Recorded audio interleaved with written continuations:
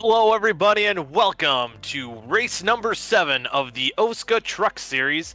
And tonight we're here at the Worldwide Technology Raceway here at Gateway. And tonight is going to be the St. Louis 100. And tonight we have 80 laps of action here tonight, 2 halves, 40 laps of for each half, and the top 8 will invert in the second heat. And I'm your host, Michael Goodman, and along with me is Kenneth Bueno. And Kenneth, last week we had a pretty wild ride, pretty wild racing, and I expect no different here at Gateway tonight.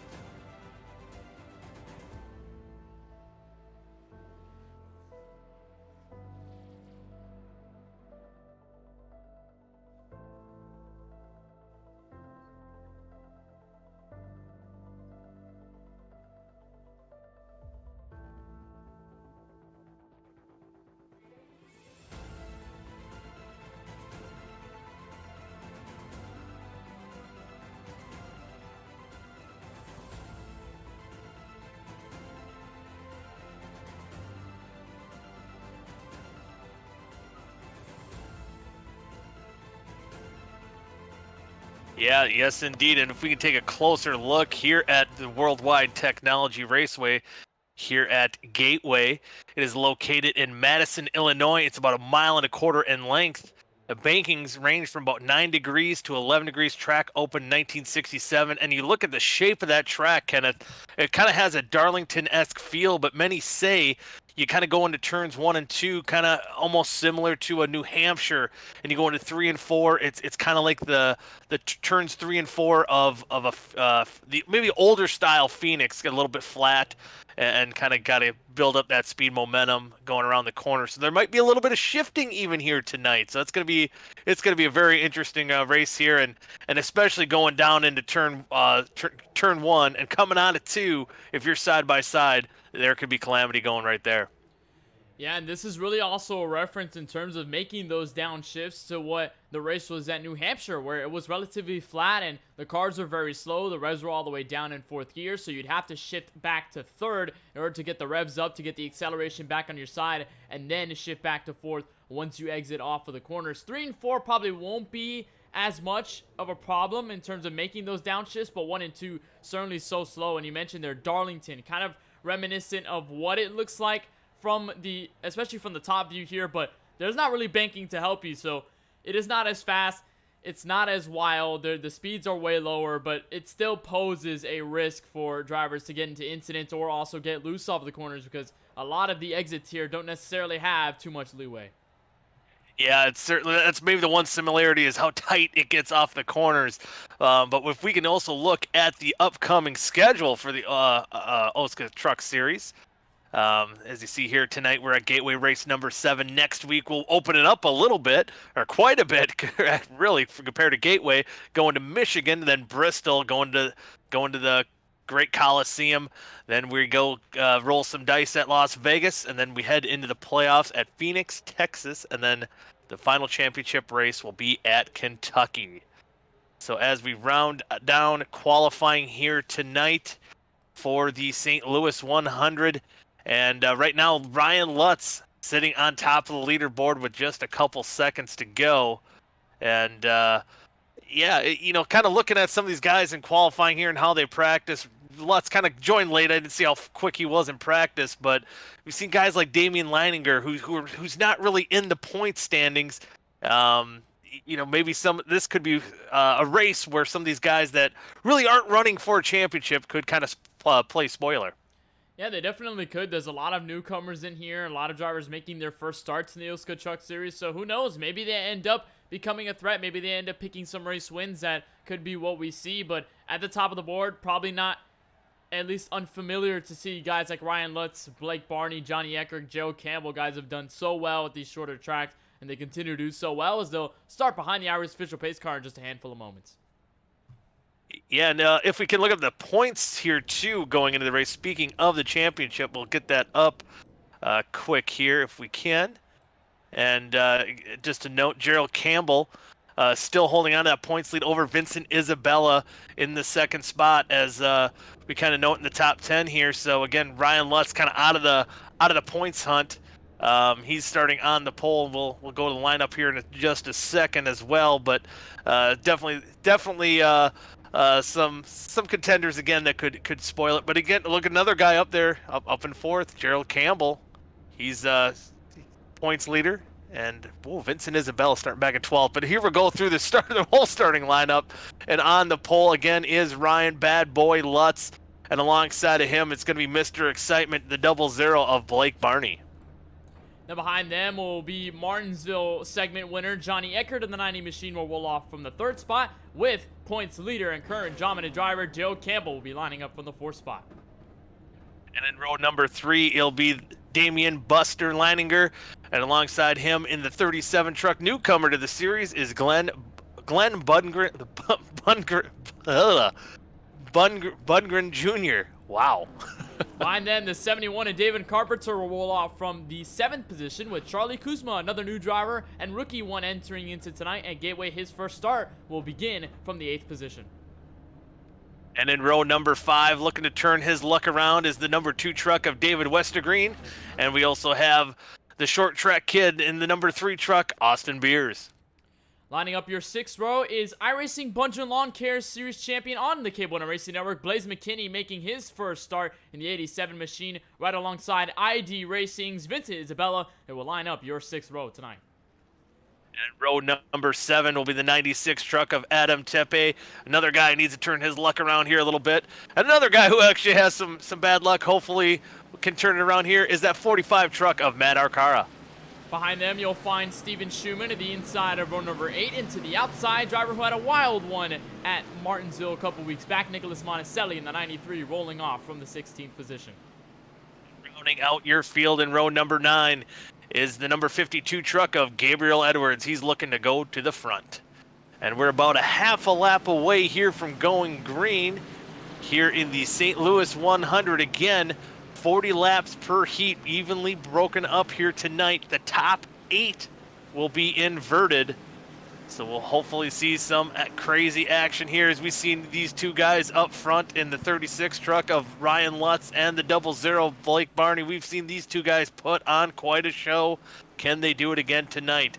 And again, you know the speed that both, of course, our points leader Gerald Campbell in the 6 truck and Johnny Eckert, he's put on some good runs here as of late as well, as the pace truck is off, and we're ready to go green here in the St. Louis 100 here at Gateway. And oh man, stacked up field here on the restart as Lutz leads them down going into turn number 1, and he'll get the advantage over Blake Barney. Ooh, it looks like some damage there, Kenneth, on the back end of Barney's truck on that restart. Yeah, and he had contact with Joe Campbell as they were going. And so now we got one truck around. That was the 2 of David Westergreen, who got turned around near the back straightaway. He tags the inside wall. I don't believe there's too much damage. May have been able to save it, but he went around underneath the racing line. So currently we stay green. But you talked about what happened with Blake Barney in the 00 and the 6 of Gerald Campbell. Seemed as though Barney thought they were going green initially, then checked up because Lutz hadn't jumped the gun just yet. Slowed down significantly, hit the brakes,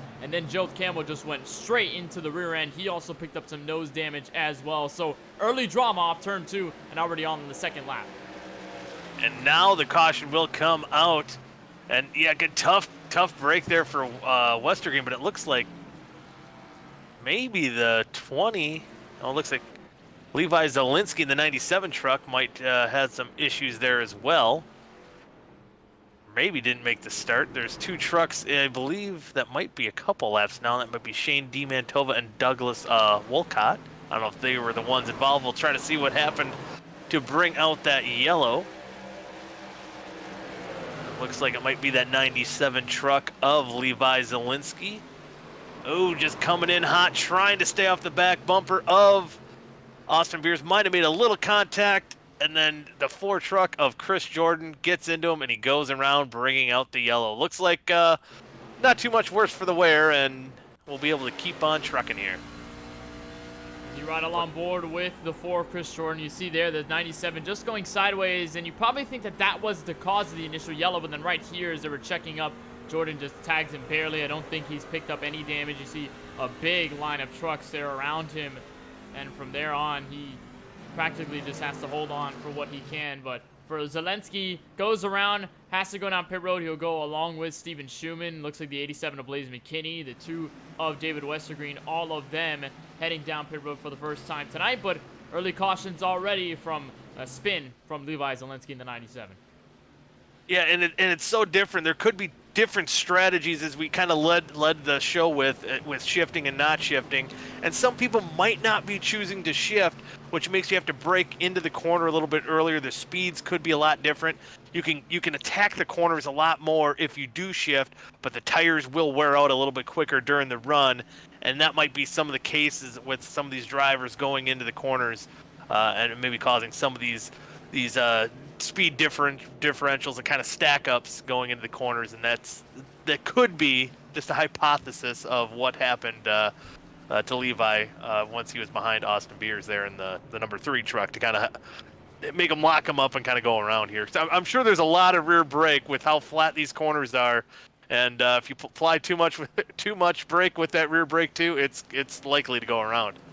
I mean, even then, Mike, it's probably even worse at New Hampshire where it's even flatter. Here at Gateway, you have some banking. It's about 9 to 11 degrees, but it's still not a lot. You know, you still have to, it's still relatively flat compared to a lot of the other venues we visit. I mean, even last week, that looks like a mountain compared to what we're seeing here tonight in terms of the banking. Kansas progressive all the way to the outside wall, and that was a lot of fun to watch for the 1.5 mile racing. But the flat surface doesn't necessarily help with the fact that especially you're going to be hard on the brakes and you're really going to have to arc it to the bottom, because there is practically no way the outside really works at a track like this. You really have to just traditionally stay down there and try to get the rumbles a little bit. Don't hit the rumble strips too much, but the bottom is easily the preferred one as the field will be doubled up and we're ready to go green here on lap 6.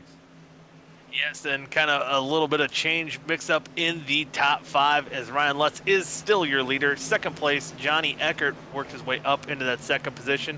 Blake Barney will go back into third position. Damian Leininger is in 4th, and then Glenn Bunrin Jr. Wow, having a hard time with that all of a sudden. His name, I'll get it before the end of the night here as the pace truck's ready to dive off onto pit road. As we get going green, look at Gerald Campbell choosing the way high side restart there, back in the 6th position. And the pace truck is off, and Lutz will lead him down to take the green. This time he goes a lot earlier, and he's going to get a pretty good jump. And Ryan Lutz is going to lead him down into turn number 1. Eckert's going to be single file right behind him. The battle will be back for that 3rd spot as Leininger takes that high side. It looks like he's going to maybe get a good run out of 3 here if he can, and hold off Blake Barney, but they're going to drag race down the backstretch. And right now, Ryan Lutz continues to lead, but there's that battle now. Bundren and Campbell battling for that position, and looks like Campbell kind of stuck on that outside, especially in turns 3 and 4. Like you were saying, Kenneth, you want to be on that inside. You can maybe get away with it, and sometimes it might even be preferred through 1 and 2. But you see there Gerald Campbell on the outside of 3 and 4, and he lost a lot of track position there. Yeah, the good thing for him is that he'll be able to tuck in what will be the 6th position. So the 6th truck in the 6th spot. There's Vincent Isabella, just got passed by Glenn Bundren Jr., so he's able to at least sail away for the moment. But yeah, exactly right. You don't really want to be in the outside here at a place like Gateway. You can maybe make it work if you're pressuring the driver and pinching him down to the bottom. And maybe especially under tire where it's going to be harder for the driver on the inside to maintain their grip and put in a lot of the throttle. But on the early run, you want to stick to the bottom. That's really where you stay. That's where you want to be. That's really the target goal. But at least for now, Mike, I'm seeing a lot of drivers aiming for the diamonds arc in this corner. I wasn't necessarily sure we were going to see that in 1 and 2. 1 and 2, sometimes it's just to get that, it's more for getting that run off the corner. Kind of like you said, if you kind of get pinched down a little too low, it could get a little snappy loose, and you want to hang on to it. But right here, as you look on the onboard camera of Johnny Eckert, he was running right on those rumble strips through 3 and 4, and that's where you want to be through there for sure. And you kind of see him go through this corner here, kind of staying right above. There's that little tar line there. A lot of times that's if you can stay above there and make it work. See how loose it gets out of the corner. Sometimes if you charge on the very bottom, it can get pretty crazy loose coming out of turn 2.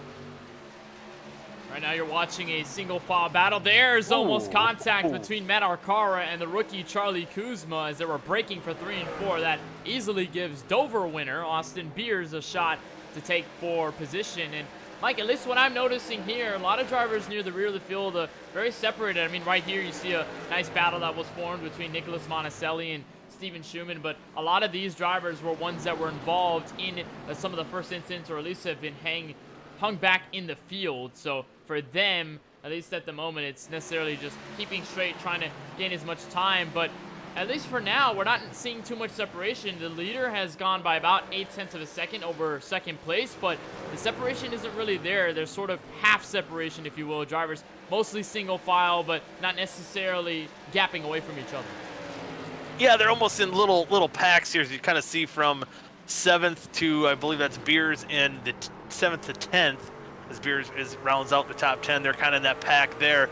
And it just kind of shows how sometimes you kind of even see a little bit of that bobble from the 45 truck of Matt Arcara, that it's a little bit difficult here at Gateway. It's sometimes difficult to pass, and you really got to be smart of when you're going to, smart and strategical of when you're going to make those passes. And a lot of times it's just setting them up and make sure that you can make the move stick so your truck doesn't go around, or you don't get in the back end of them. Kind of like something we've seen at Martinsville. You kind of dive for that one groove, and that's where, you know, the wrecks can happen. But right now, single file racing for the most part, but that could all change here too once the tires wear out a little bit, and some of these guys might be slipping up and leaving that door open. We could see a lot of guys that maybe save their tires go from the back to the front. And also mention that, Mike, we also do have the caution clock. So if we continue to stay green even until maybe lap 40, we will be interrupted if we stay green by a caution clock. So we will guaranteed have a yellow if we continue to have a long green flag run. And I don't suspect that anybody will go down pit road during the stint, considering just how short it is. You can easily go about 40 laps on a stint in these trucks here. But it'll be nice to scrunch the field up and at least give some people a chance near the back to gain some of that ground loss, and especially with some drivers that went down pit road and getting some of that extra service, losing some of that time, they can try and gain it all back. But watch these guys from 2nd to 4th. Blake Barney, the 12 of Damian Leininger you're watching there, and the 90 of Johnny Eckert. They're starting to make an accordion effect. It was at one point Johnny Eckert pulling away from these two, but now they're starting to reel them in. Yeah, they're starting to reel them in, and we could see a pretty good battle here for second place in just a moment. And kind of what you were just talking about, the tires and how much they wear out. These guys are probably, they're about 0.8 of a second off their best lap of the race. So it could be difficult taking tires. I mean, you know, we're still on lap number, about to complete lap 14, coming to 15.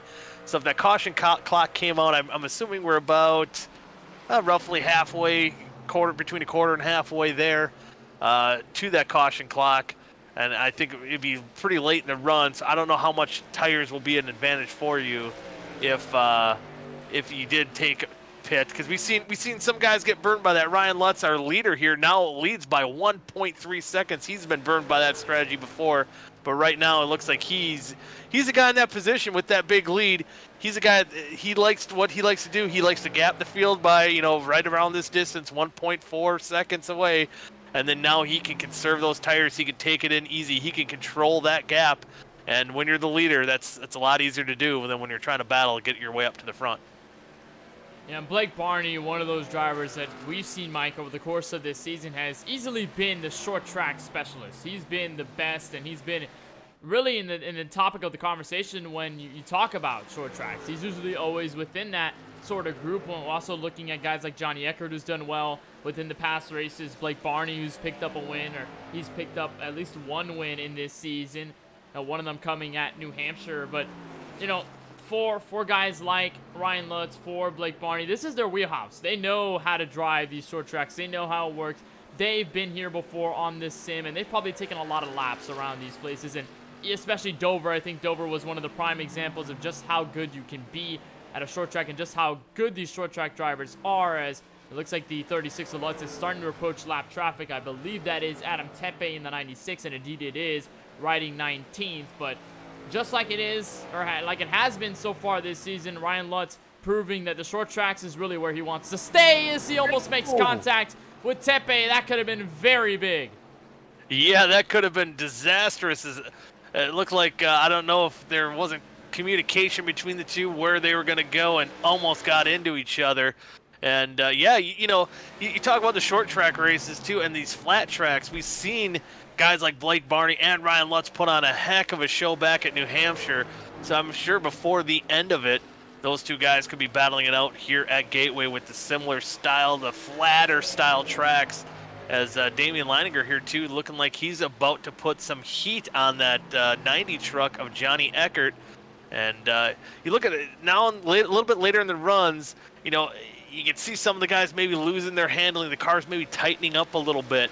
They're running right around that first tar line or whatever, first groove, or second groove, I should say. And some of these guys are washing up a little bit, and you can see the guys that are running faster. Guys like Ryan Lutz, who kind of conserve his tires, he's staying right on that second groove mark with his left side tires. And we'll see how Blake Barney gets in the corner here. See how he's attacking it, and see him riding up. Just see how he's drifting up just a little bit. You see it's that car to rotate, or that truck to rotate right now. So I'm sure maybe even some of these guys might even be taking that pit road now, because now we're over a second of drop off from where we started this race at. So maybe a caution clock. We might see a majority of the field coming down pit road. It'll be very interesting to see once that happens.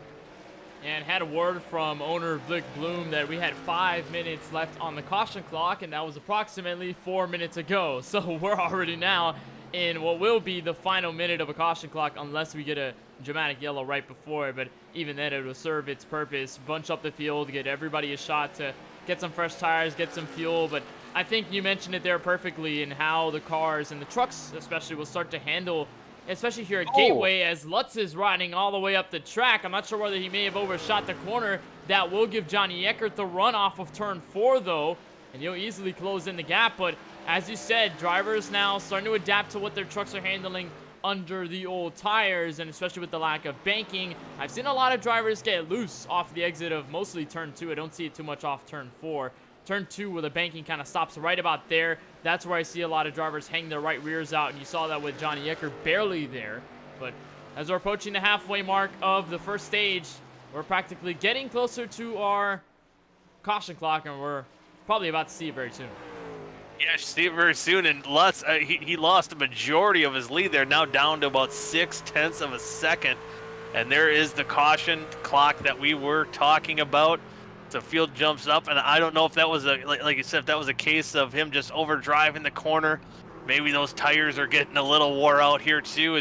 And again, just past halfway in the stage here, lap 23 of 40, and I'm sure a lot of these guys are going to come down pit road, take advantage of this caution clock, and maybe some different strategies too. Maybe some guys taking 2 tires as Lutz is diving down pit road right away here, going down that runoff lane. So we see the majority of the field right now. Looks like maybe even all of them coming down pit road. And we'll see who's going to win the race off pit road here. They're coming to lap 24 once the leader crosses the line down pit road here. And we're going to see if there's different strategies. I'm going to be curious. Lutz has been known to be one, even when he's in the lead, he's not shy of taking a wild strategy, taking 2 tires, trying to maybe loosen the car up, or just making sure he gets out in P1, as we see in the majority of the field now getting into their pit box, getting service done. And we'll see who will win the race. I believe everyone did go down pit road here too, Kenneth. I don't think anyone stayed out. No, and I think it's probably the best call to keep yourself on pit road. There's the race off pit road, and it will be Ryan Lutz first time out. I believe everybody had the jacks up for 4 Goodyear tires and fuel along with it to go to the end of this first stage, lap 40. So there wasn't any differing pick strategy calls, Mike, and I think that's where you have to draw the line. You probably want to split it a little bit later. Maybe when we get later in the race, probably you can take a risk, especially even if you're Ryan Lutz. You can try and use that different strategy, get some fresh tires. There's no tire sets, so it's not like you really have to, really eye on how many tires you have left. You can theoretically go every single lap if you want to on down pit road. But yeah, at this point, early stage run, you're running about half of the race. You're under a long green flag stretch. It's gonna be natural to go down pit road, because if you don't get any tires, well, you're gonna get pretty much swallowed by the field behind you, and really nobody or no driver really wants to have that situation, especially this early. Yeah, I think if it was maybe lap 35 right now, we might see some differing strategies. But what I'm looking forward to is the restart that we're going to have here. As we see, restarts are going to be important to try to get that track position. As you've seen how maybe tough these trucks are to handle, loose at first, and then they tighten up. So while these tires are fresh, you're going to want to try to get whatever track position you can. And things could get a little wild here for the lead here in the St. Louis 100 here at Worldwide Technology Raceway at Gateway for the OSCA Truck Series. Race number 7 of the year, by the way. And Ryan Lutz, he would look to be try to be the 4th different multiple winner of the OSCA Series. Currently, the 3 guys with multiple wins. That's Gerald Campbell, our points leader. Vincent Isabella has 2 wins, and Tate Lytle also has 2 wins as well. He's 3rd in the points, but unable to make it to the show here tonight. As I think he even mentioned last week it was going to be iffy for him, so unfortunate for him, not in the show. So he'll lose some ground in the point standings for sure, as now the field will double it up as we get 1 to go to green. And I'm going to ask you, Kenneth, do you think Johnny Eckert, I mean, towards the end of the run especially, he was after Lutz's mix-up, he hung in a lot tighter. Do you think he has any shot on this restart to maybe put some pressure on Lutz and try to go for that lead? He definitely does, but here's the real challenge, is that he's going to be starting on the outside, and that's really where you don't want to be. I think if you're any driver that may be in the best position, you're probably looking at row 2, inside line, Blake Barney, 00. That's where you're going to be at the best advantage. I think that's where Barney can try to time where Lutz goes on this restart. Eckert does have that speed, though, and I think it's over the long run where Eckert gets most of the speed. Lutz seems to struggle a little bit when the tires start to wear. In the early one, he seemed just fine, but at this point, we're not going to have a very long run to the end of this race, and even then, we don't know if we'll have more yellows, so we'll just have to find out as Lutz will come off of turn 4. Pace truck will come down to pit road. Yep, pace truck ducks off. Ryan Lutz is ready to lead him to the green flag as we're coming to lap 27 of 50. Just about 14 laps to go here in heat number 1, and Lutz gets a good start here once again. He's going to gap Johnny Eckert. Johnny Eckert's got no pressure to his inside. He'll be able to dive down to the bottom right where he wants to go. It looks like Blake Barney might have something to say if he can get a good run out of the corner. And oh, a car gets loose. I believe that's the 37 of Bundren as he goes around, able to save it, but loses all his track position, goes about from 5th all the way back to about 18th position. But back up front, Ryan Lutz pulling away by about 0.4 of a second over Johnny Eckert. Damian Leininger does take over that 3rd position as another caution is out on the speedway. And it looks like Levi Zielinski once again might have been involved in that. So he's got some more he's got some damage. He didn't get damage from the first incident. We'll take a look at the KBRN replay to see what brought out that yellow. Looks like he's getting a little loose on that bottom side, trying to hang down low. And looks like he was trying to stay off that 93 truck of Monticelli.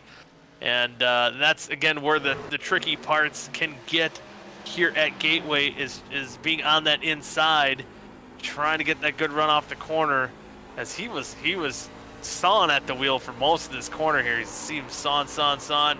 Ooh, goes around, hits the inside wall, gets some damage. And tough break for Levi Zielinski, as it looks like he's on pit road right now, 2 laps down, running in 18th position. So we go back to the live feed. Ryan Lutz still your leader. Well, when the field gets once we get back to green, we'll have about 10 laps to go, And kind of as you said on the last restart, that outside line, he might have the advantage on the outside to hold that second spot, but it's really tough to try to keep up with, stay on pace with the leader when, leader control. Obviously, Lutz is going to control it. It's going to be pretty tough, tall work for Eckert to try to be able to go side by side with him, maybe pinch him down going into turn number 1 and getting that advantage out of 2. Yeah, and I think he really proved me wrong here on this restart. I thought Blake Barney was going to get the biggest advantage and Eckert would kind of be left out to dry up top, but even then the entrance of turn 1 was very good for that T-Mobile Chevrolet Silverado and got a good exit off of the corner, and then the yellow came out just in time while he was fouled behind the race leader and in front of Damian Leininger. So I think Eckert played it right here on that restart. He may be looking to do it again, and that probably will be the best situation for him, but we're already approaching the final 10 laps of this segment. So if you're Johnny Eckert, you have to start to put on the pressure now. You've been waiting behind Ryan Lutz for enough time that in these final 10 laps or so, you're going to want to push it. The question is just how can you do it with the way that Lutz has been controlling the restarts? Yeah, if he's going to have the restart of his life. And, and if someone could time it too, I think if Damian, I know he works together with Ryan Lutz in multiple different leagues, and if they're working together, they can kind of time that restart together, and maybe those two guys can get up to the front. But if you're Johnny Eckert, you got to try your damnedest to break up those two guys and stay in position to go for a win. But just to kind of, as again we go on lap number 31 of 40. Going through your top 10 right now, Ryan Lutz is your leader. Second spot is Johnny Eckert. Third spot is Damian Leininger. Fourth is Blake Barney. Fifth spot is your points leader, Gerald Campbell. Austin Beers is behind him in sixth. Second place in points, Vincent Isabella. He's running in seventh. Seen Lutz having a little fun in the grass there. And Matt Arcara running in eighth. In ninth spot is the 87 truck. In the rowdy colors there tonight, Blaze McKinney, and rounding out your top 10 right now is the 71 truck of David Carpenter. So as we go back to green, I think we should be getting about the 1 to go this time, Kenneth. And do you think there's any strategy going the grass? Wasn't there this? I don't know if it's true. I believe there's this old myth: if you run in the grass, it cools down your tires. I do believe. Or so the myth says. I think so. I think you have an argument there. I don't know whether Lutz is actually doing it for cooling the tires. I think he's just doing it to mess around. I saw Blake Barney do it also, but I could be completely wrong.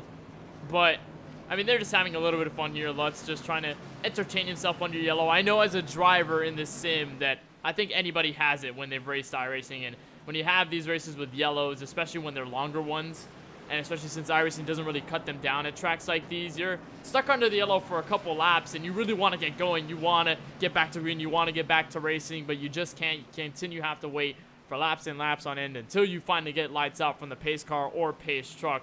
And I think that's Ryan Lutz and Blake Barney is just trying to have a little fun, mess around, also keeping their race truck safe. Also, don't want to get some damage, but now they're doubled up.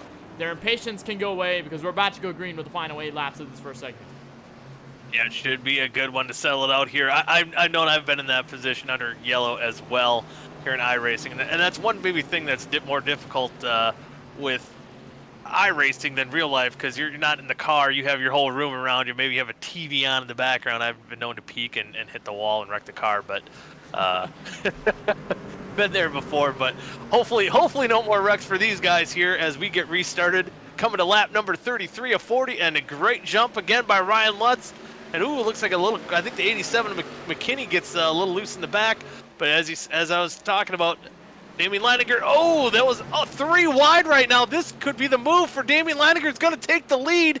He shoves Lutz out of the way, and here comes Gerald Campbell, but he gets loose coming out of 2. He hangs on to it. He's able to keep on trucking, and right now Lutz is under fire by the 90 truck for second spot. How about Damian Leininger running about that 3rd, 4th position all heat, and he's coming out of turn 4, and it looks like he's going to lead lap number 33.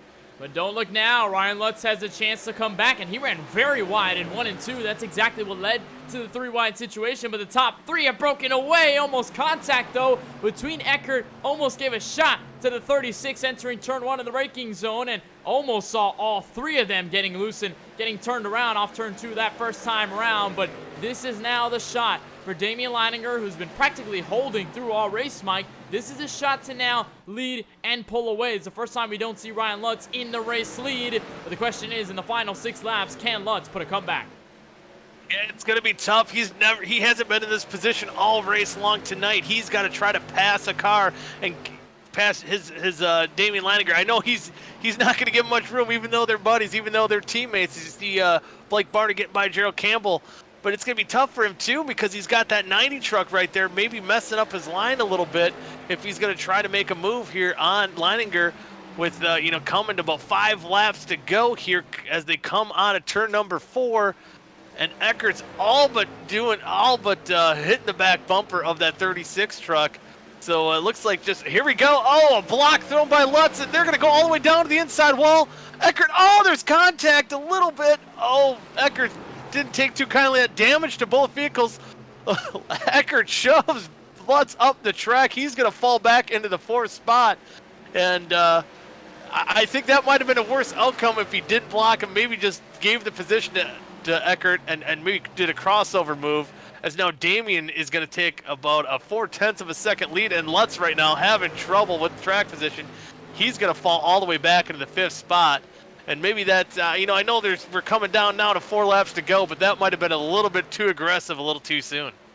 And that was it, as Eckert was trying to make the move and even gave him the shot, sending him up, giving him the door to turn 1, putting him into the outside wall. It has been downhill now for Lutz. He is scrambled up to 5th, but the best case scenario here, Mike, is for Damian Leininger. The fact that they're fighting it out. They're having the all-out war behind him, but it's behind him for position. He is the race leader. So as they run around, 3 laps to go this time off turn 4 from the Worldwide Technology Raceway, Damian Leininger in control, holding on for the final couple laps.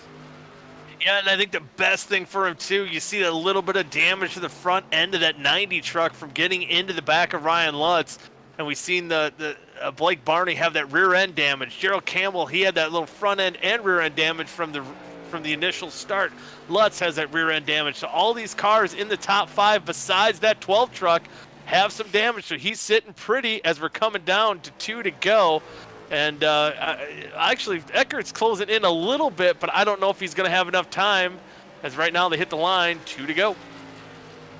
Now Leininger's starting to pull away. I think that damage for Eckert surely isn't helping him, but now at least that does allow guys like Blake Barney and Gerald Campbell to get into the top 5. And we mentioned Campbell getting that damage along with Barney to open this race before they even went green. And now they have a shot to occupy top 5. And remember, top 8 will invert in this second segment. So where Leininger will finish, if he wins this segment, he will end up in the 8th position when we go racing next for the next 40 laps. But off turn 4, he'll take the white flag for the final time here in this first race.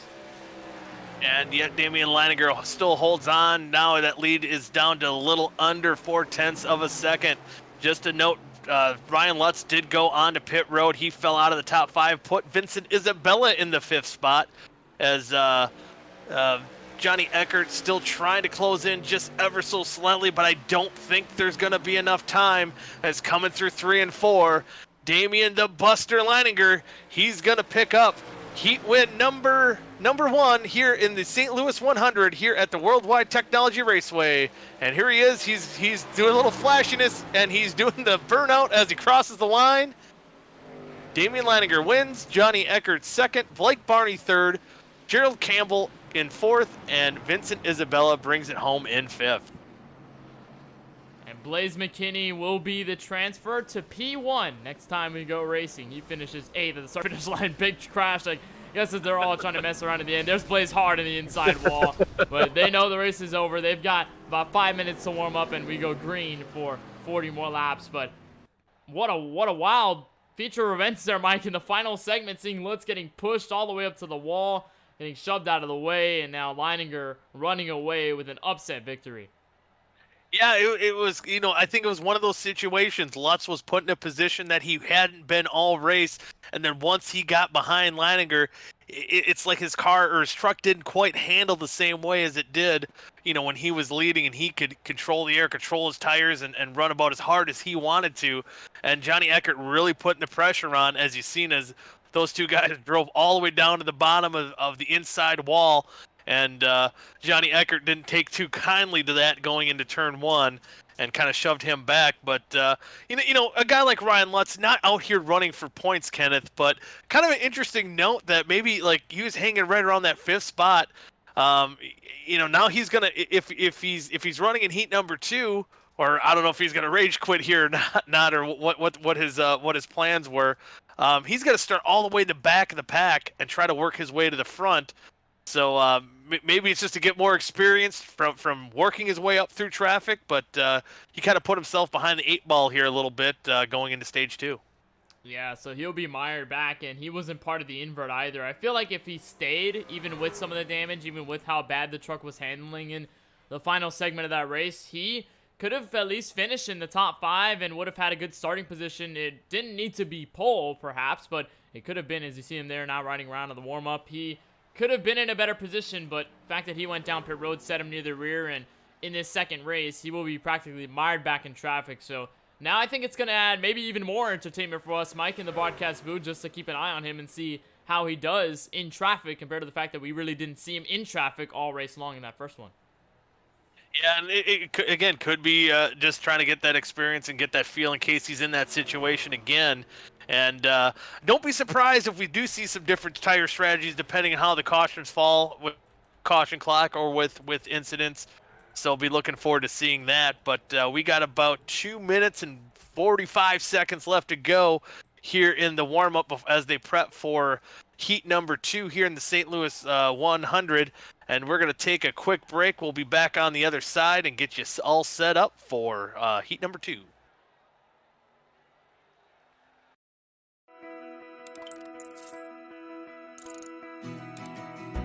Iracing is a sim racing game that combines a true-to-life racing experience with an online community of virtual racers from all around the globe. Iracing offers a multitude of officially licensed cars and tracks, laser scanned with millimeter accuracy. Their car models and mechanical systems are based on real-world physics, engineered in cooperation with manufacturers and race teams. Their skill license system ranges from rookie to pro, ensuring members are always pitted against those with similar skill sets. Members are able to sign up for a weekly race series, compete in time trials, host a private race with friends, and participate in racing leagues created and run by the community. With over 170,000 members, iRacing works in partnership with renowned motorsports organizations like NASCAR to deliver virtual races based on the real-life NASCAR Cup Series, as well as many other series on the NASCAR ladder. iRacing also features team racing, providing a variety of options for members to create and manage their own teams. Race with friends or real-world teammates in full-length endurance events like the 24 Hours of Daytona, Spa 24, or the Bathurst 12 Hour. Additional partners include IMSA, World of Outlaws, Supercars, and IndyCar, allowing members to race in their very own Indianapolis 500, Bathurst 1000, Chili Bowl, and many more iconic events. This is iRacing, delivering the most authentic racing experience short of getting into a real race car. Sign up today at iracing.com.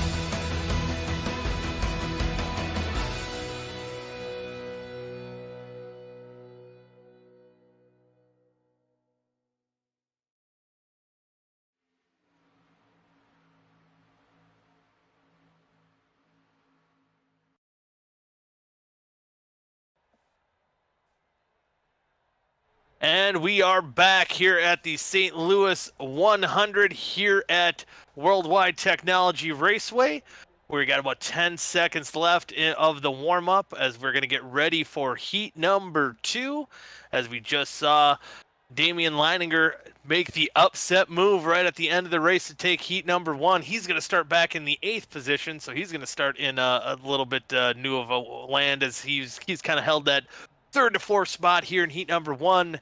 And Kenneth, like guys like Blake Blake Mckinney, who is going to be starting. Austin Beers starting alongside of him. We're going to see some new players up front here. Matt Arcara starting third. Vincent Isabella, who's been running decent but hasn't quite been up in the top 5 for most of the night. We could see some new faces up front, and could get interesting to see some of those guys that were fast in the last heat try to work their way up past them.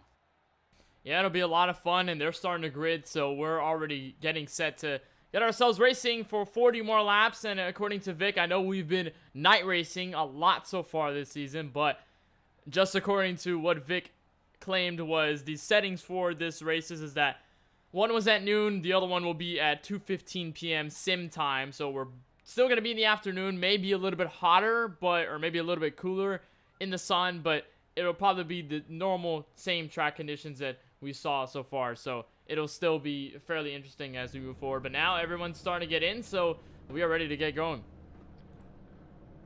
Yeah, and with the fresh restart of these trucks, some of these guys that had some damage early on to heat number 1, they might be able to take advantage of this track position.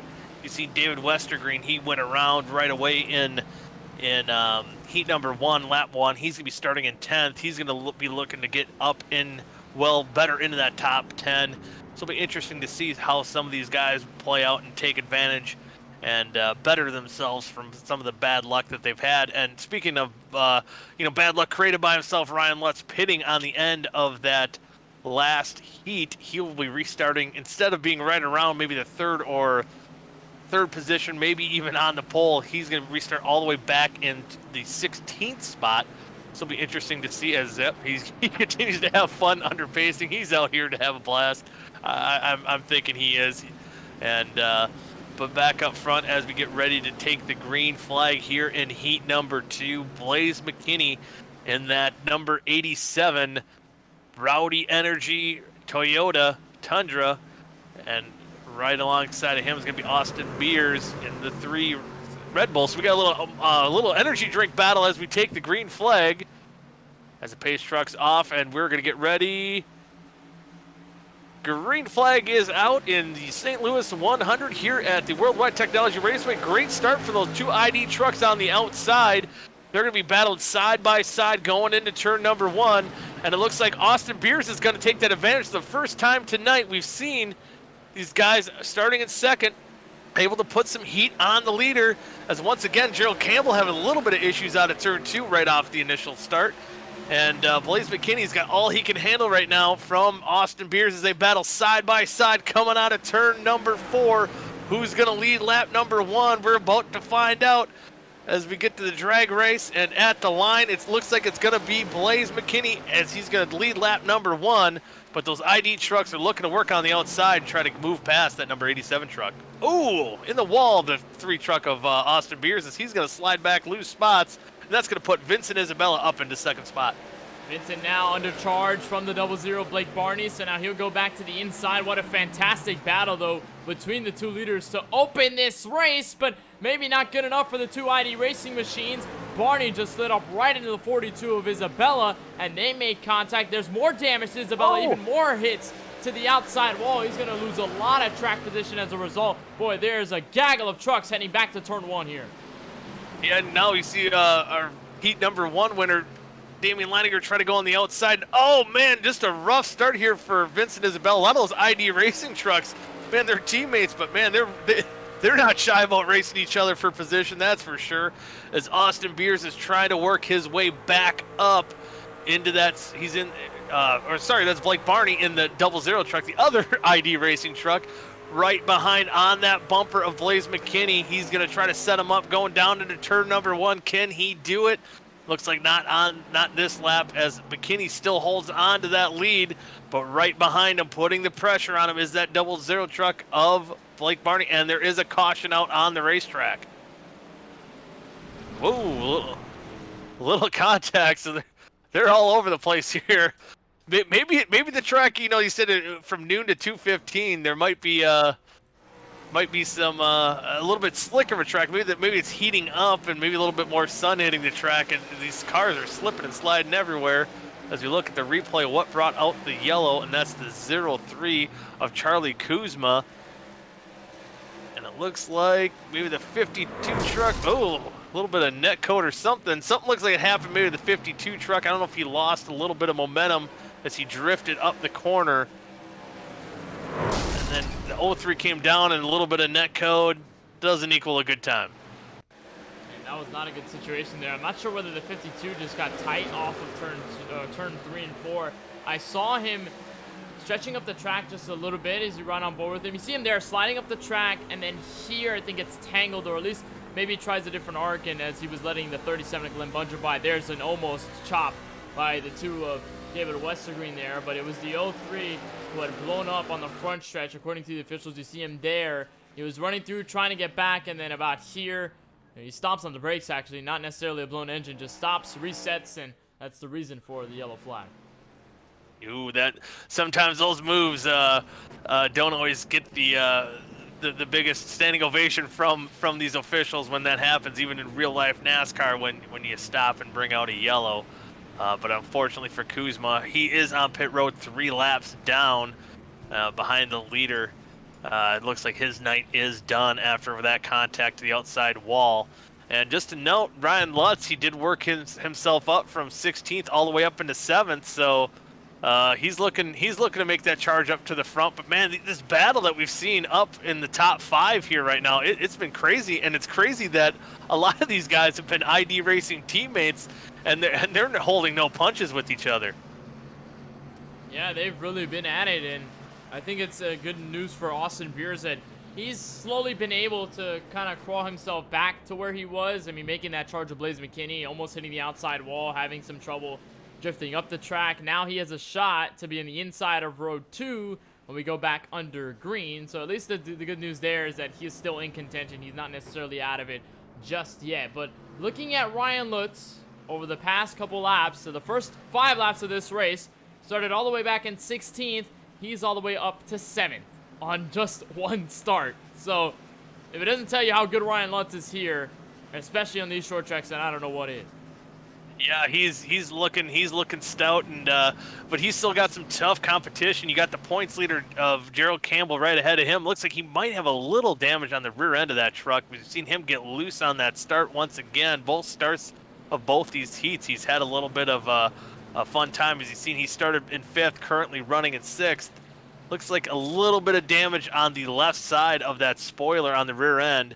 So it might cause a little bit of issues, but he still should be able to stay up front and battle for a good, solid points night. But one guy, too, Vincent Isabella, who started up front there about in the 3rd spot, he's fallen all the way back into the 15th position. He might have even pitted under that caution because he had that little bit of damage, as we've seen, as he got into the wall off of turn number 4, as he looks like he's got some of that damage fixed, and he's going to try to work his way back up towards the front. But right now, all 7 laps coming to 8 laps, it's been all Blake McKinney so far. So he's been taking advantage of that track position. But one guy that wants to have something to say about it is that 00 truck of Blake Barney. And Barney's been very fast, setting some really hot laps here to open this race. I'm pretty sure that we're going to see him as a threat here to McKinney come to the next restart here, and I'm not sure whether, I believe we do have lights out on the pace track. We do, so now everybody will double up. But arguably enough, this is the first time I've ever seen Blaze McKinney in a truck, or at least competing a league with the truck machines. I've only seen him compete with the Xfinity cars a handful of times. I've seen him in the ARCA cars about once in a league, and then I've broadcasted, of course, the Iracing Bunch and Lawn Care Series, in which he is the now back-to-back champion, and that utilizes the Cup Series cars. So this is the first time I've seen him on the trucks, and it's been a lot of fun watching the way he's maneuvered this, especially around this competition, because they've really been able to put the pressure to him, and I think he's definitely learning a lot around these guys, and he will be the next one to control us on the restart. But keep in mind, guys like Blake Barney, guys like Austin Beers, winner from the first race, Damian Leininger, and everybody else, they're all going to try and chase him down. Yeah, that's for sure. We're going to see how Damian gets on that outside, as we kind of seen the line. He potentially could have got him to that lead on that one late restart to get him to heat win number 1. But we'll see what Blake McKinney can do. First race out here in the OSCA Truck Series, and he's proven that he belongs here as he gets a great restart, and he's going to lead him to lap number 8. going down to turn 1, it's just going to be Blake Barney in second. And 3 wide behind here as Lutz is still going 3 wide with Beers and Campbell. He put about 4 trucks 3 wide there in one corner, and Lutz is trying to work his way back up to the front, and he's putting all the pressure he can handle. He's working on Austin Beers to get into that top 5. To Ryan Lutz, he's not saving any tires right now. He's trying to go to the front. But speaking of up front, a battle for the lead as Blake Barney takes the inside as they cross to take lap number 10, going down into turn 1. Can Barney hold off? McKinney might be able to get that good run off the corner as, Barney drifts up a little bit. Able to stick with, but maybe McKinney gets into the wall, but able to hold on to that lead right now. It looked like Barney just wasn't able to get to that bottom and get that good run off the corner, and McKinney is able to hold him off and retains his lead.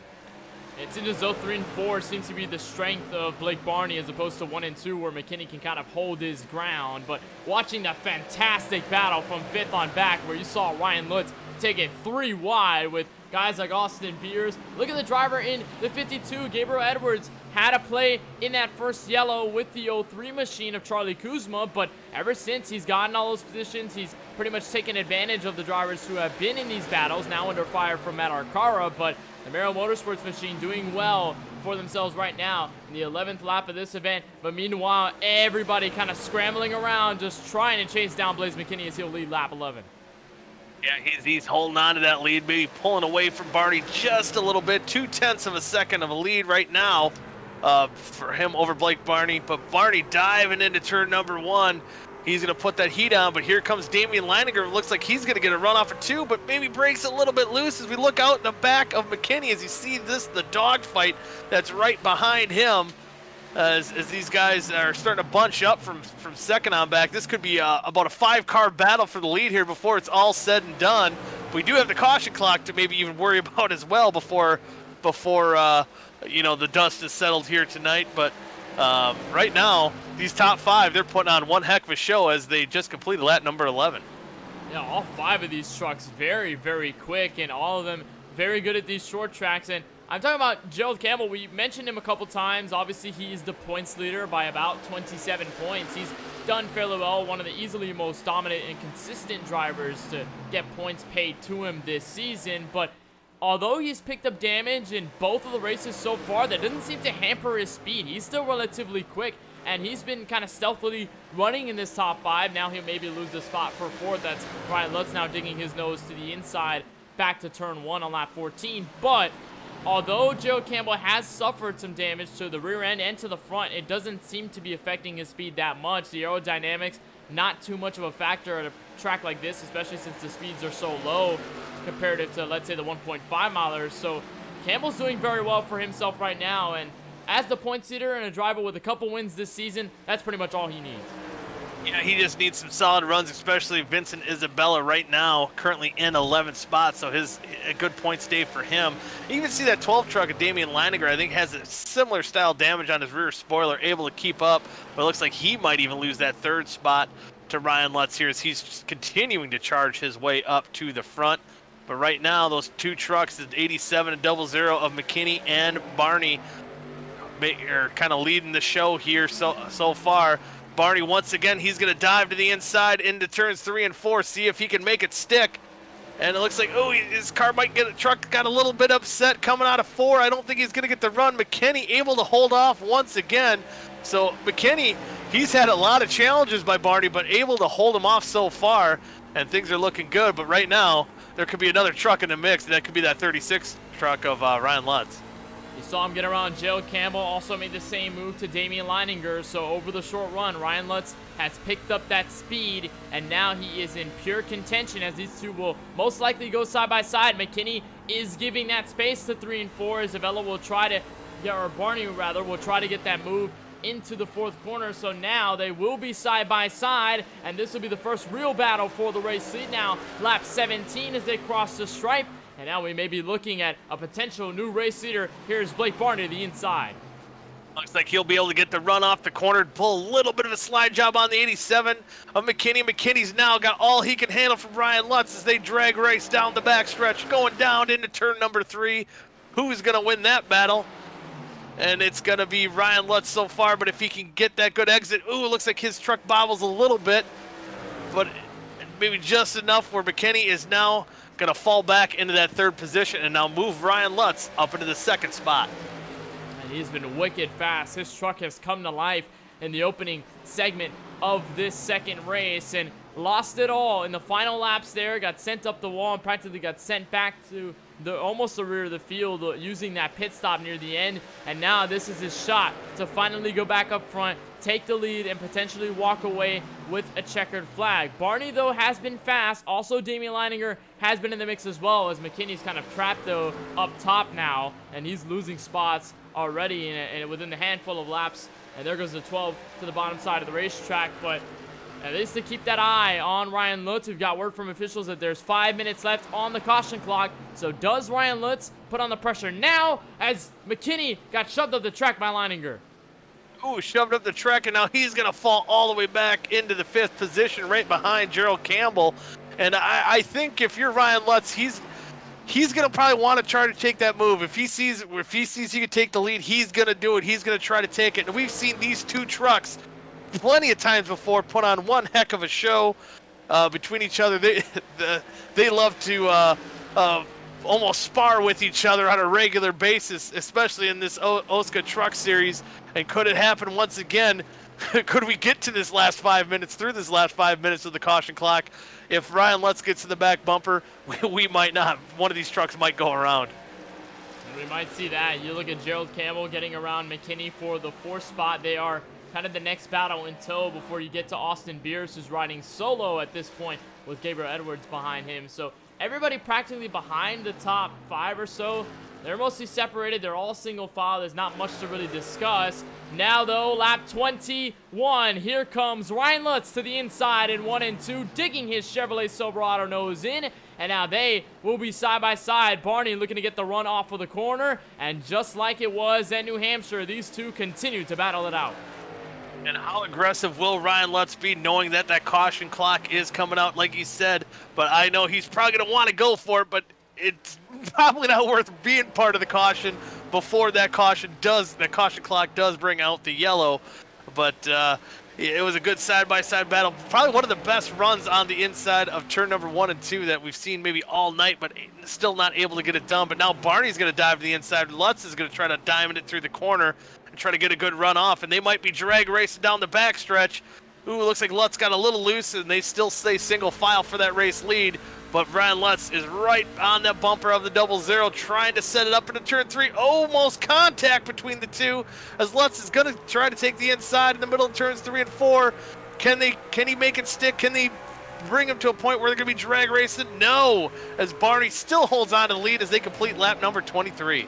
Well, and you got to imagine that the 00 Barney is starting to feel this pressure now. Lutz is starting to rush it a little bit. He dove it straight into turn number 1, but off of the corner, that higher line is better on the banking for the 00 of Barney. It seems as though every single time Lutz tries a dive to the inside, Barney's able to pinch him in the right place, force Lutz to be off the throttle, and then the 00 can get the run off of the corner. But don't look now. The driver in 3rd, Damian Leininger, he is slowly starting to approach. As these two have been battling, they've slowed each other up, and Damian Leininger, out of all these 3, in the top 3, he is the fastest on the racetrack.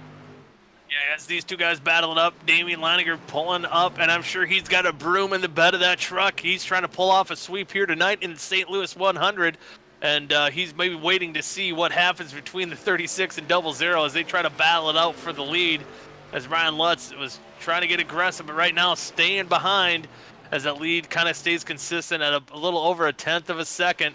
He's still right there in case Barney slips up.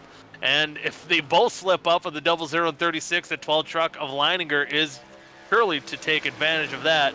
These two trucks get together, but right now, maybe once they're so close to the end of this of the caution clock running out, might be seeing now guys just kind of riding it out. You know, Lutz kind of took his punches, threw his punches. But as I say that, Lutz is going to dive down going into turn number 3. He's got a great run if he can make this stick.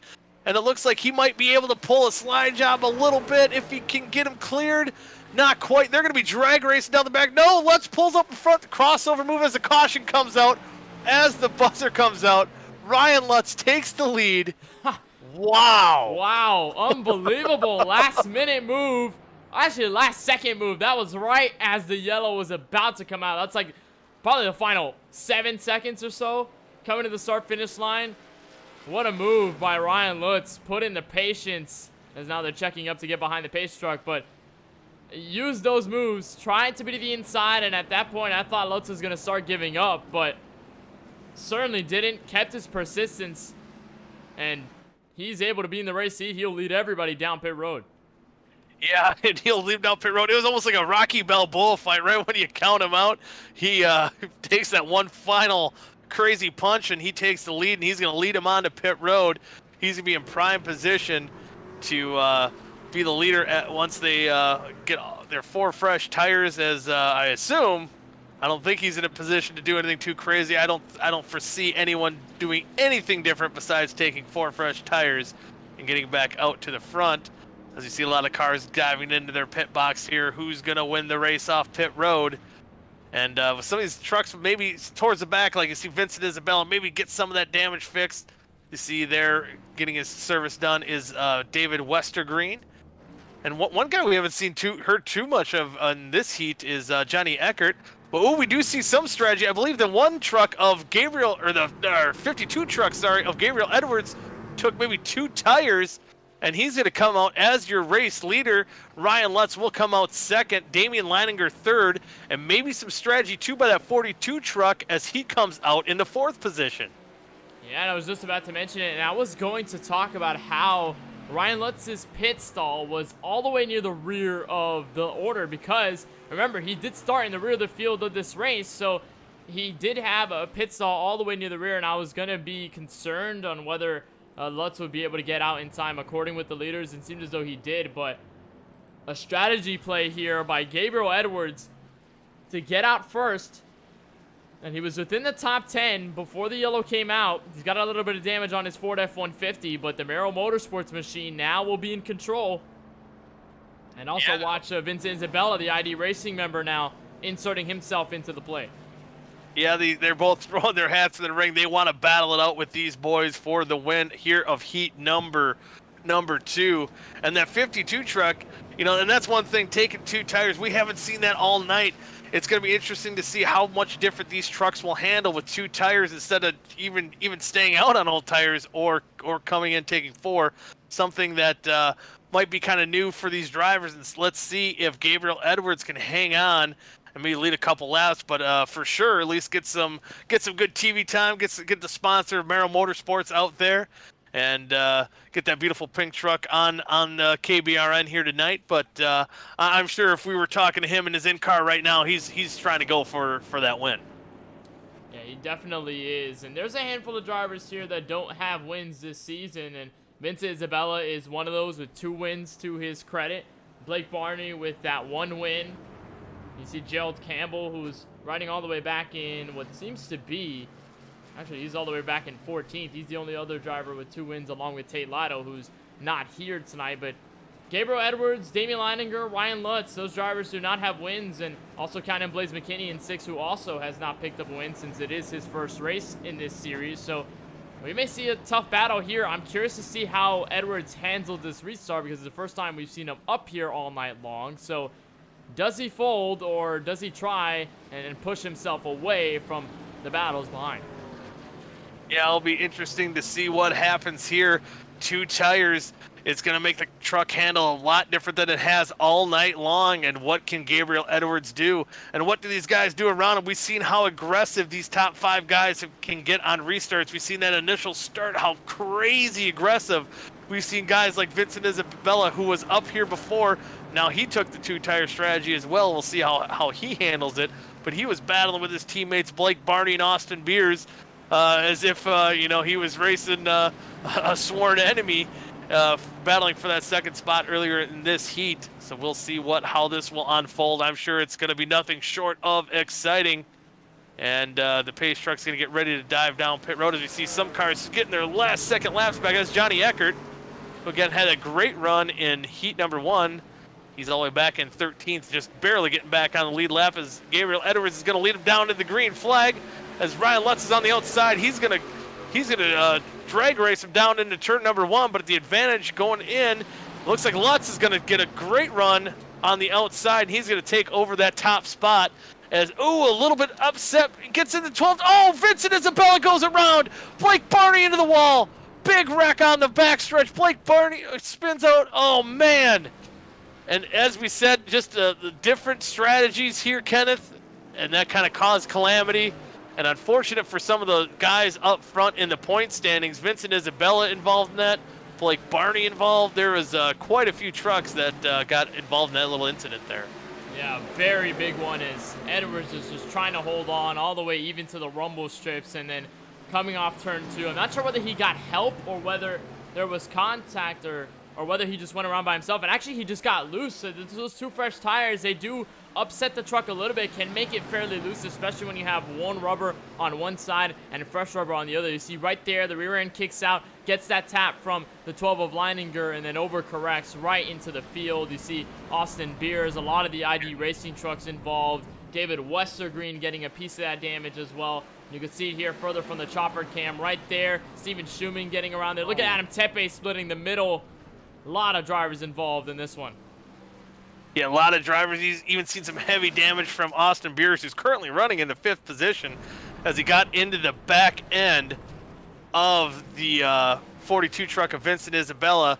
So some of these guys maybe not too heavy a damage. It'll be interesting to see how the 3 truck will be able to handle. Let's see how Tepe, as you said, he skirted through there barely, as you see, just nothing but smoke. And oh man, that had to be a little hectic. He didn't even touch the brakes there, Mike. He really just stood on the throttle, laid off of it a little bit here, right here. A little bit off the throttle, but sees those C's part right in front of him and gains lots of positions off of that. That's a brave move. That was a very brave move. That was almost Days of Thunder-esque. Maybe his crew chief, Harry Hyde, was telling him, I know it in my heart. You can get through that wreck. And Adam Tepe moves all the way up into the 6th position. And he's tough luck in heat number 1, able to turn it around. But right now, Ryan Lutz retakes the lead as we're going to come down to lap 33 under caution here. Damian Leininger in 2nd, heat number 1 winner. We've seen how these 2 boys raced before. Leininger getting that good start, but he's going to be starting 2nd. And how about Blake Mckinney? We've seen him kind of fall back, but he's right back into the mix of things in 3rd. So, for his first race out here, he's led a good first half of this stage so far. And he's looking maybe to try to get a good restart here. But we've seen how well Lutz has done it, but we've also seen him mess it up before and kind of put himself in, at the end of heat number 1, put him in a kind of a bad spot to kind of make him lose that lead. So it'll be interesting to see how aggressive these boys get on this final restart here. And especially the fact that Leininger is back on position to take a sweep here in the races and took it away from Ryan Lutz in the final laps of the first race, and he can easily do it again. And now he is stuck with a 36 once more. So does Leininger put a move on Lutz? Is he able to be as aggressive, or do you think he maybe will take a different route to get away? But watch some of the drivers in the top 5. A lot of good contenders, unfortunately, were taken out from that wreck. Gerald Campbell there, Blake Barney. You see Vincent Isabella was hurt in that one. But guys like Blaze McKinney have been hanging in there. David Carpenter, haven't talked about it all night long, and he now sits with a clean Toyota Tundra in the top 4. Talked about Adam Tepe moving through, David Westergreen. They all have shots within the top 10. How about Nicholas Monticelli in the 7th spot? A lot of drivers here with potential great finishes in the final, I believe, 6 laps. Yeah, you took the words right from what I was going to say next about Carpenter running in that 4th spot. Haven't mentioned him all night long. That's cool to see him up into the top 4. And one guy of note, that 2 truck of David Westergreen. We've seen how he's had potentially good runs happen before. He's set up in a pretty good spot here in 6th as we'll take the restart, and just hoping he can get a good run here. He's due for one. He's had some bad luck, and hopefully for him things stay clean, or he could stay clear of any calamity that might happen in front of him on this restart, because we've seen it in heat number 1, the 12 and 36. They'll be battling it out as these guys are teammates in a lot of different series again. But we've seen how teammates have been racing tonight. It's It's prison rules here tonight. They're fighting for keeps as we get ready to take the restart here on we're coming to lap number 35, and we'll settle it out with just 6 laps to go here in the St. Louis 100 here for race number 7 of the OSCA Truck Series. And an interesting note, Campbell off the racetrack. He's back in 14th, 10 laps down, so even with the bad luck Vincent Isabella had, he might be able to salvage a little bit of points here as Ryan Lutz takes the green flag, gets a decent restart over Leininger, but doesn't get to lose him too much, as Leininger is going to follow in right behind him, and Mckinney following right on Leininger's back bumper in that 87 truck. But right now the top 3 kind of break away here, as how about Vincent Isabella working his way up on the restart, as you see Tepe and Carpenter in the 4th and 5th position, but Vincent Isabella trying to work his way back up to the top 5. He's worked his way up into the 6th position. And right now McKinney's given all Leininger can handle for that 2nd spot, putting that pressure down as they go down to turn number 1. And they collect 5 laps to go at the start-finish line. The battle for second, though, persists. Blaze McKinney now using that front bumper to maybe give an edge and let the 12 know, hey, I'm here, knocking on the door to take away that 2nd spot. But in turn, they are just letting Ryan Lutz take away and walk with this race lead. He'll come off turn 4 for 4 laps to go as the top 2 continue to battle it out. Yeah, they battle it out back for second. It looks like Ryan Lutz is in the driver's seat if it stays green. And right now, looking so far so good. As you do see a battle for that 5th position. Adam Tepe and Vincent Isabella, they're going to dive side by side into turn number 1. Give Vincent Isabella the 5th spot as he moves ahead of that 96 truck, and he's going to clear him. So he's going to try to get that solid top 5 run as he needs being in 2nd place in points. But don't look now. Here comes the Blake McKinney in that number 3 truck. And one thing to kind of note, for the most part, for if you're Vincent Isabella, these top 3 trucks, Lutz, Leininger, and McKinney, they're not running for points. They're kind of out here running for pride, running for wins. So this could end up being a pretty good heat and maybe a good day overall for Vincent Isabella as far as points are concerned.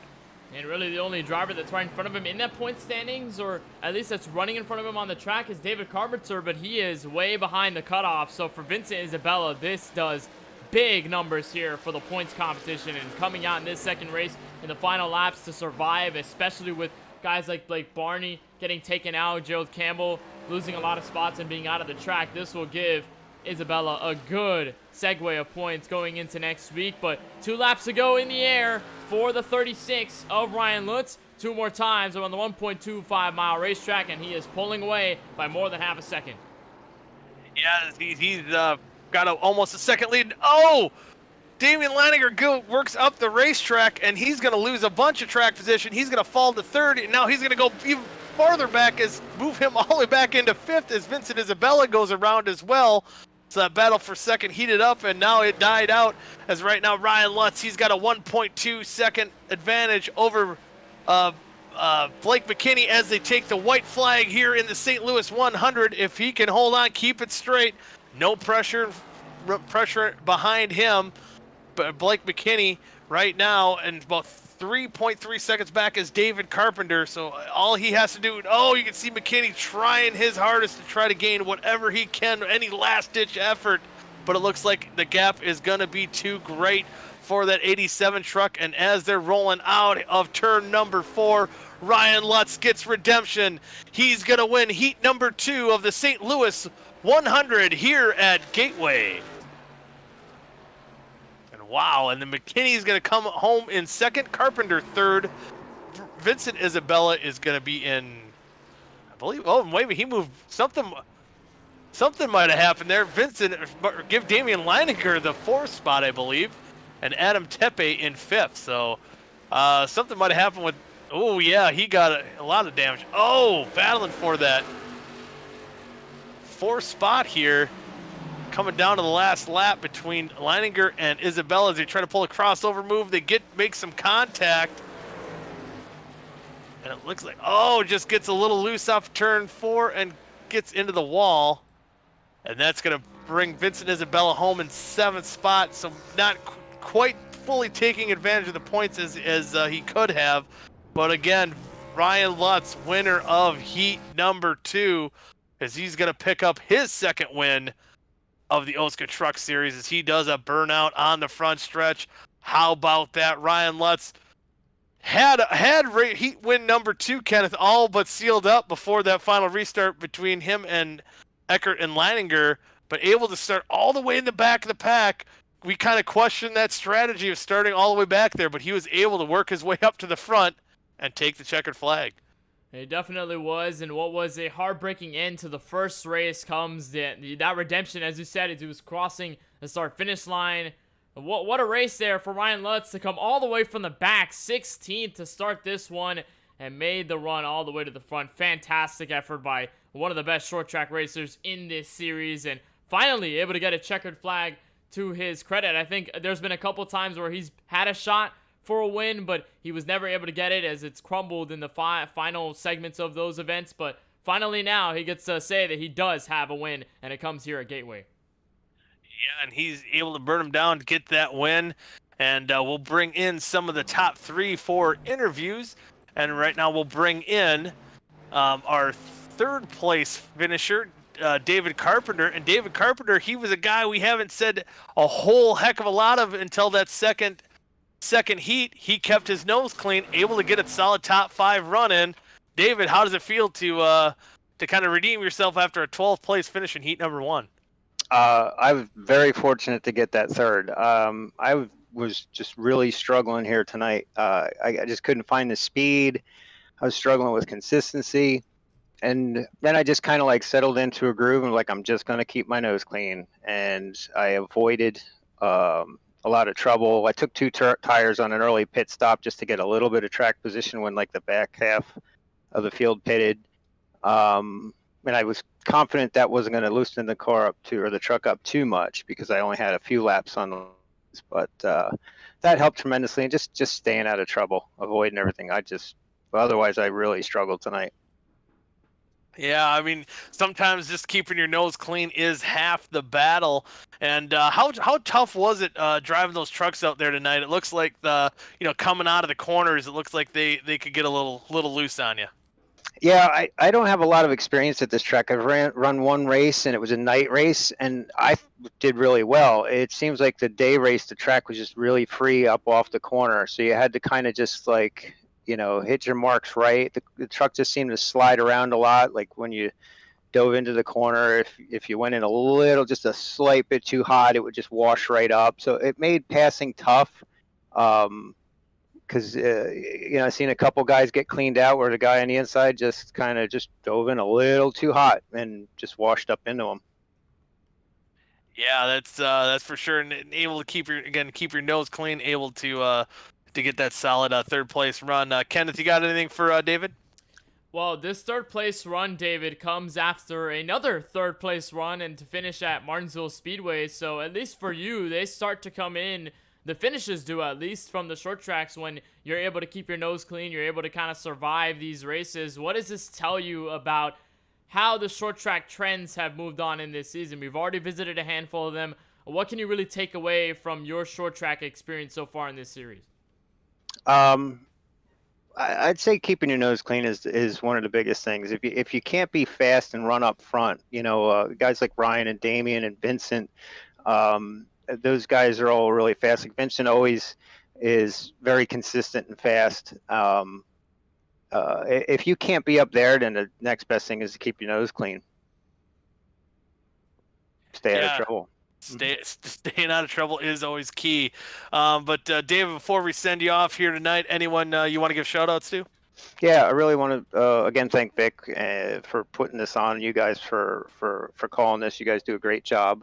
I want to shout out to my sponsor, Warner Smith Plumbing and Heating, Greg Smith, and my friends at my Lemons friends, my teammates, 3 Pedal Mafia, and they also have a podcast called Everyone Racers, or E1R, and that's about it. Thank you. Again, thanks, David, and awesome run here tonight, and go get them next week at Michigan. Terrific. Thank you, guys. Take care. You bet. And that was David Carpenter finishing in the 3rd position as I'm trying to get our next driver in here. We'll bring in the 2nd place finisher of heat number 2. and that's going to be Blaze McKinney. And Blaze, you started up front in that second heat. You led a lot of laps. Your first race in the OSCA series, able to come back, and you fell back a little bit in the middle of that heat, but able to work back up in a second. How'd the truck feel overall for you tonight? Yeah, it was pretty good. I didn't really get any practice. Just kind of came in here and was just learning as the race went on. The first one was a little tough. Started in the back and just kind of slowly worked my way up to the front. That was just kind of getting used to the track and everything that's set up. And then the second race, I was going to try to win the thing. And starting on the pole helped. You had the clean air, and then I think I burned my right front off and lost all them spots. But I learned that in the second run of the race, coming to the finish, and finished second. So I'm happy about it. Good run for all of us. Yeah, it was a solid run indeed. And when you were trying to hold off Ryan Lutz there early on in the stage, is that kind of when you burnt your right front tire off? Yeah, when I was battling with Barney and Barney, yeah. Yeah, that was pretty much done. Once he passed me, I just kind of got freight trained. So, yeah, I was just didn't conserve the right front good enough, and I was pushing the corners a little too hard. So I learned that in the second run. Yeah, able to redeem yourself, work your way back up into the second position. Kenneth, you got anything for Blaze? All right, well, 2-time champion of the Bunch of Lawn Care Series in the Cup Cars. First time I ever see you run in the trucks here in a league. And I know you've run Gateway before. You ran it in ERL, which is also Cup Cars. But in this kind of configuration, what kind of seems to be the toughest challenge that goes with this track? Because you have two different ends of the racetrack. You have a truck that kind of gets low on the revs, and you're forced to downshift. What is the biggest challenge that comes with these trucks that you really had to face over the course of these races? Yeah, I feel like either it's the just getting off the corner because you're in third gear, coming off the corner because you got downshift, and just managing the throttle because it's so loose in third gear. You just got to try to feather it until you get it straight and then put it back into fourth. That's either that's the hardest, or just how tight it is on entry. Like this setup is just so tight on entry that you gotta back it down so much to get it to stick. So and it was hard to get used to in the first couple runs of the race, but we got the hang of it. It wasn't that bad afterwards. Yeah, quick learner indeed here tonight, Blaze. And anyone you want to give shout outs to? Any sponsors? My team owner Grayson, everybody at Flying Arrows, Chris Lee Designs, Rowdy Energy, Bunch of Lawn Care, and of course you guys for putting on the broadcast, and Vic for putting on the league. Sounds good. So are we expected to see you next week at Michigan? And if you are, how do you think you're going to fare out there? I'll try to make it. If I do make it, I think it'll be pretty good, pretty fun race. I mean, Michigan's always interesting with these things. It's almost like a pack race, so it'll be interesting to see how that plays out. But hopefully I do make it next week and we'll have some fun. Yeah, hope to see you out there. And again, a solid run tonight. And if you show up next week at Michigan, best of luck to you. Thank you. Thank you. That was Blaze McKinney, our second place finisher in heat number 2. But before we bring on Ryan Lutz, heat number 2 winner, we'll bring in heat number 1 winner, Damian Leininger, who pulled off that heroic 3-wide move between him and Eckert and Lutz in heat number 1, and able to finish 4th in heat number 2. But Damian, it seemed like he had that good restart in heat number 1, and that kind of what got you the victory. Were you confident once you made that move you were going to be able to hold him off? Yeah, I mean, I figured if Lutz wasn't behind me, then I could hold him off. I mean, he's just so good here, especially at this track. I mean, he won one of the pro races we did against pro drivers, and once he got up kind of into that third, fourth groove, and I got in front of Johnny, I was pretty confident I was going to be able to hold him off. Yeah, and it looked like even you might have had a shot at heat number 2. Gotten a little held up by, I believe, the 52 truck who stayed out on old tires. Did you think you had anything to try to pull off that sweep here tonight? I mean, once again, if Lutz was up there, I'm not sure I would have had anything for him. We were in a chat together, and he's just telling me, he's like, hey, do this, do that, and he's still just pulling away from me. And I probably had just a P2 truck in that second heat, to be honest. Yeah, still a great overall night, 1st and 4th. Solid runs here tonight, and putting on one heck of a show as well. But I guess next, Kenneth, do you have anything for Damian? Well, Damian, this first race obviously proved successful for you, getting around Ryan Lutz at the end, taking away the win, and I'm sure that obviously does feel good considering this is your first checkered flag in the OSCA Truck Series this season. But this second race, you were pretty much almost in the same position. What proved to be different there? Did you have kind of the same idea in mind of what you pulled off in Heat 1, or do you think that you might have elected for a different type of strategy, or how did the mindset really progress there in kind of the final restart going to the end? I mean, once it's a different thing when you start 8th in a race and then have to work your way through the guys that started or finished 8th in the first heat and stuff. So it was all about just trying to be as patient and clean, getting up to the front. And I mean, we banged doors with some people, but that you're just going to get that, especially at a track that's kind of one lane as it is here. And then that final restart, I mean, I knew I could me and Lutz would get a good jump together since we were talking, but I didn't have anything for him. I mean, he was half a second off or half a second ahead of me right off the jump out of turn 2, and it was really just about holding Blaze off. And he got a couple good runs, and then I could tell he was charging the corner a little bit more, and I was backing him up. And then that's kind of what happened into turn 1 right there. I back up my corner, and he came in a little bit harder and got a little bit of net code in there. But overall, I mean, it was fun, and I'm pretty happy with a first and a fourth. I mean, would have loved a first and a second, but I didn't expect much. Yeah, still first and fourth, nothing to sneeze at there as well. But Damien, any sponsors you want to give a shout out to? Just thank Vic for putting this league on, you guys for broadcasting it. The Batflip podcast is my podcast that I have on the Belly Up Sports Network.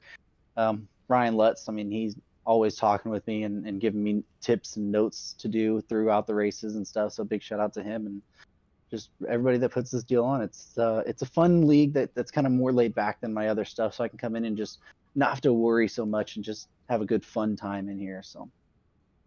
Yeah, and it's fun to watch there as well. But good run overall here tonight, Damien, and hope to see you out there next week at Michigan. Thanks. Thank you, Damien Leininger, winner of Heat number 1, finishing 4th in Heat number 2. And now we'll bring on the winner of Heat number 2, and that's going to be Ryan Lutz. And Ryan, it looked like you were close to maybe getting pulling off a sweep here tonight, but kind of got snookered maybe on the restart a little bit, and a strategy move maybe, I don't know. You started all the way in the back of Heat number 2 after parking it. Was that a strategy move? Did you want to start in the back and see if you work your way up to the front? Yeah, that first race we were really good and had an awesome truck, but some other people have to win sometimes. And Damien, I was hoping would pull him off, and I saw he had a good truck, and I've won a lot of these races, so I figured I'd give him a shot and run second to him. And it didn't work. For me, it didn't work out running second, and we got, caught up in a wreck there. And I don't know, we were like 5th or whatever, and I was like, you know what? I think it would be cooler to start last. So that's my style. So that's what we did. And it was fun coming through the field like that and putting the show on in the second one. Yeah, it was quite the show. Be able to work your way up to the back and the front rather quickly. Was there any concern, starting in the back, or were you just going guns a-blazing, kind of slinging it? No, we were gunslinging it for sure. I mean, there really wasn't. What's there to worry about? If you wreck, you wreck. It's part of racing, and as long as you're clean and just you make your moves right, you don't put people in a bad spot. You should be fine. And every time I get a run on Blake, he put us in a bad spot going in the corner, and I didn't want to do it that way. I was just waiting, biding my time, and we had a really good run off that one time, and we luckily passed him clean and just set sail.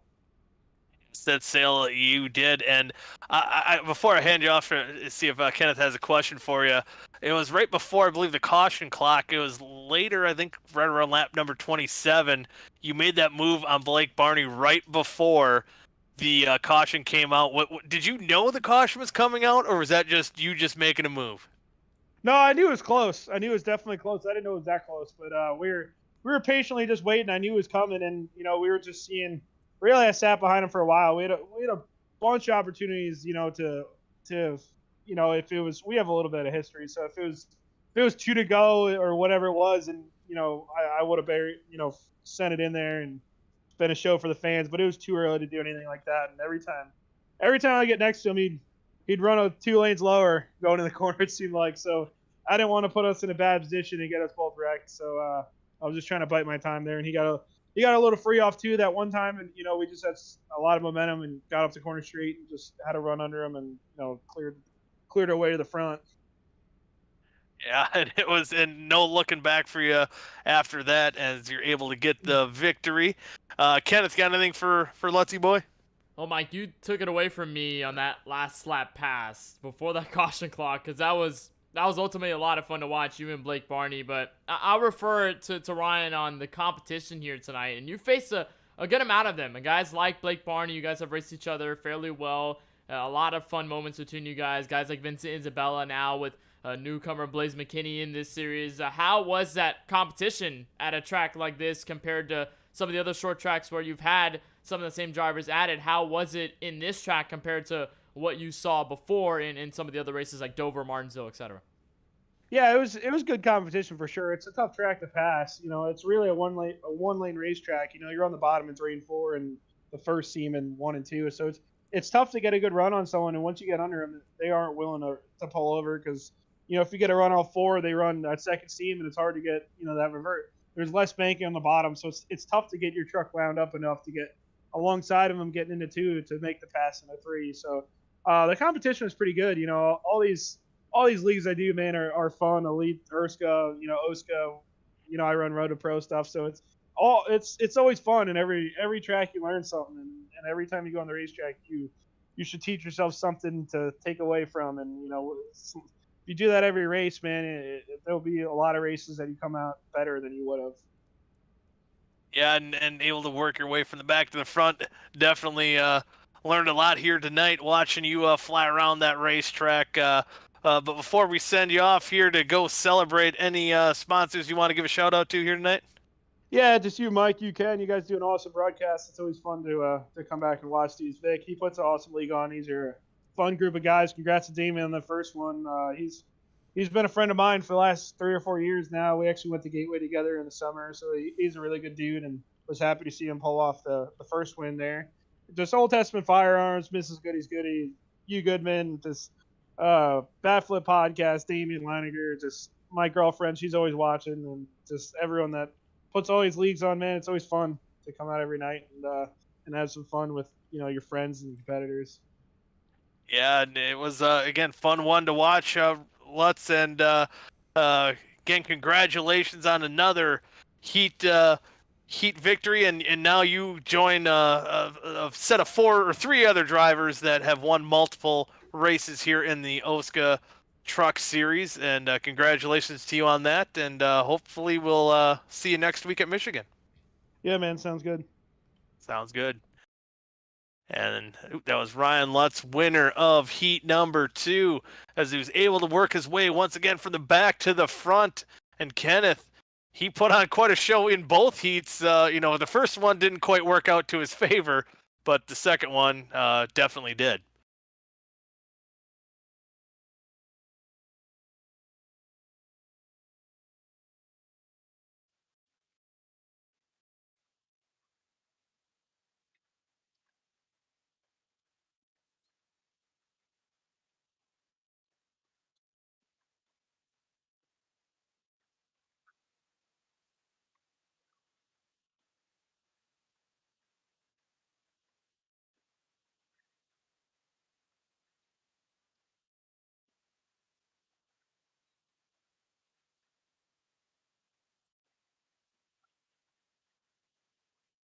Yes, indeed it was.